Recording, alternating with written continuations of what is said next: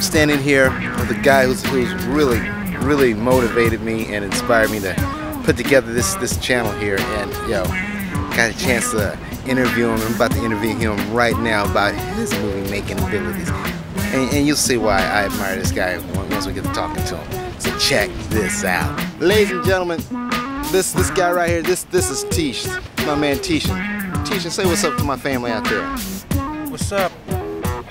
Now, Tishan is a filmmaker, and Tishan, you're right. When you're doing your own thing, I mean, you're a professional photographer. We do news, and can you just talk about what are some of the differences? The challenges you got to go through when you're doing your own stuff.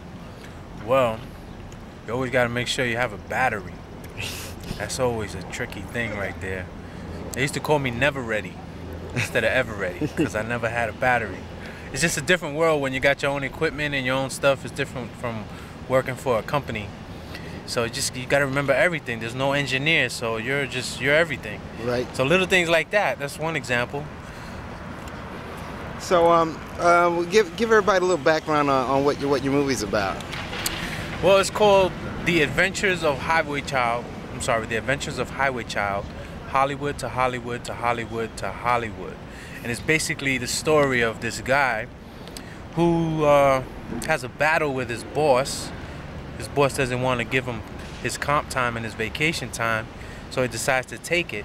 So he decides he's going to take the vacation, his dream vacation, which is a road trip across America. But the thing is, he can't get anybody to go with him, so he goes by himself. Now the thing is, he's gonna do it, and he thinks he's gonna finish in 27 days, but it turns out to be about a 2.5-year trip. Wow. And it's basically, it just follows the adventures of the highway child on the highway across America. Now, you as filmmaker, what has your adventures been in getting this project done? Well, the first adventure was that I realized that I was gonna have to do this documentary all by myself. So just being my own cameraman, and I am the highway child myself, so I have to film myself, so that's an adventure in itself. But just traveling across America, meeting cool people, just seeing new places, and just trying new things. It's been an adventure. That's pretty cool. I've been shooting myself. After watching your movie, I was like, yo, I got to try this. I got to put the camera on myself and see how that works.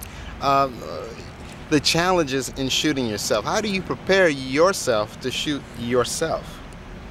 Well, I guess there's a process where you gotta get over you being on camera. Right. Because it's a little weird. Like right now, I feel a little weird because I'm on right now. There's pressure there. So you get over that. What was the question again? Just basically, just the challenge of just getting over that hump of being in front of the camera. I spent plenty of years behind the camera, and getting in front's kind of weird. And I'm just wondering, did you go through the same things I go through, the same trepidation and just trying to get your psyche up to be in front of this camera? Yeah, I mean, it's a real cinema verite kind of piece. So I'm trying to make it as realistic as possible. So there's times when I didn't take a shower for 2 days because I'm on the road. So I'm shooting myself with my hair all over the place, kind of like the way it is right now, all nasty like this. But shooting myself looking busted, shooting myself just like in my drawers, because I gotta get the shot because it's an important scene. So you just gotta do it, and I try not to worry about how I look so much. That's kind of the learning process I went through, is that don't worry about how you look, keep it real. That's cool. That's cool. So you got your movie. Your movie's done, right? It's done. No, actually, I'm about 60% through the first cut, the rough cut. Okay. So I hit a little bump in the road. I got a little frustrated. So then I created the new website, www.thehighwaychild.com, and then I hit a bump on that. So then I jumped and I opened up an online store so that I can sell t-shirts and stuff to try to raise money. That's www.cafepress.com/thehighwaychild. So I'm banging it out. Hopefully I'll be done with a nice version by maybe September, hopefully. And then after that, what's your plans? You gonna throw like a big premiere party and all that kind of stuff?